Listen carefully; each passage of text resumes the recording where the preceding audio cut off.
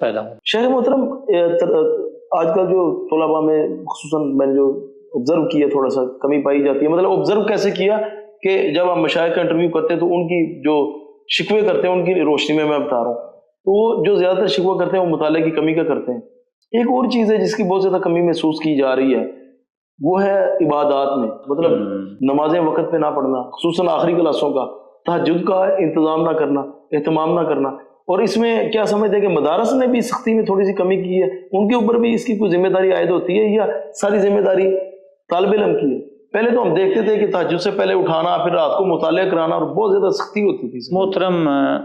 یہاں اگر آپ مجھے 2 دن بھی بولنے کے لیے دیں نا تو وہ تھوڑے ہیں، صحیح، وہ تھوڑے ہیں۔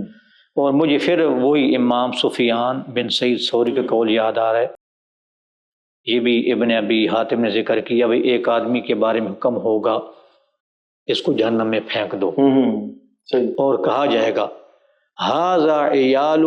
اکلوا حسناتہ، اس کے اہل و عیال اس کی نیکیاں تباہ کر گئے۔ محترم، ٹیچر وہ قوم کا معمار لوگ کہتے ہیں، اس وقت ہم ہیں نہیں ہیں، لیکن ہمارا منصب یہ ہے۔ محترم، اس حوالے سے اتنی ذمہ داری ہے، کوئی پھر ایسی مائیں جنتی ہیں خال خال، وہ پھر کوئی ماؤں نے پیدا کی ہوں گی جو ذمہ داری ادا کریں گے۔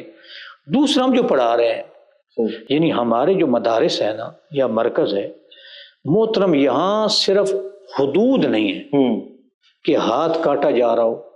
نہیں تو باقی ساری خلافت اسلامی سلطنت یہی نظر آنی چاہیے۔ سیدنا عمر کا دور، یہاں کیا مشکل ہے کہ سیدنا عمر والا دور یہاں ہو،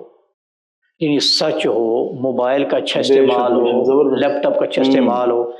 یہ ہمارا ایٹ لیسٹ ہے۔ یہ مدارس کے اندر تو شریعت نافذ ہو، مطلب شریعت، یہ مطلب خواص ہے، اگر ان میں بھی خیر نہ ہو تو پھر کہاں ملے گی آپ، کہاں ملے گی؟ اس لیے میں اپنے بیٹوں سے، بھائیوں سے کہ اپنی شخصیت ذرا اچھی کر کے ان چیزوں میں تنہائی میں، اور یہ جو میڈیا آیا مصیبت، اس نے تو نیکوکاروں کی تنہائیاں بھی پلید کر دی ہیں۔ یہ محترم موبائل کوئی ایسی، یعنی کہ جی، تو اس پہ جو آپ نے سوال اینڈ میں کیا، اب ٹائم بھی تھوڑا ہے، اس پہ بہت توجہ کی ضرورت ہے، بہت توجہ کی ضرورت ہے، اور اتنی توجہ کہ یعنی اساتذہ کرام پہ بھی، یہ بات اساتذہ کرام کی بھی ذمہ داری عائد ہوتی ہے ان کو، نہیں خود ان پہ بھی، کہ مطلب ہے کہ جو مدیر حضرات ہیں، سب سے پہلے محترم مدیر جھکے، اپنی خلوت پاک کریں، تنہائی، پھر بڑی شخصیات کو بلا کے اساتذہ کرام سے ملوائے۔ فضیلت الشیخ مسعود عالم صاحب جو بڑی اچھی شخصیات ہیں، ہم اپنے اساتذہ کرام کی ان سے ملاقاتیں کروائے۔ ہم اوپر سے شروع کریں گے نا، ہم مصیبت ہے تربیت شروع کرتے ہیں پہلی کلاس،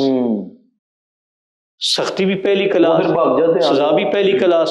باقی نہیں، اس طرح نہیں ہوگا۔ عام مدارس میں میں نے دیکھا ہے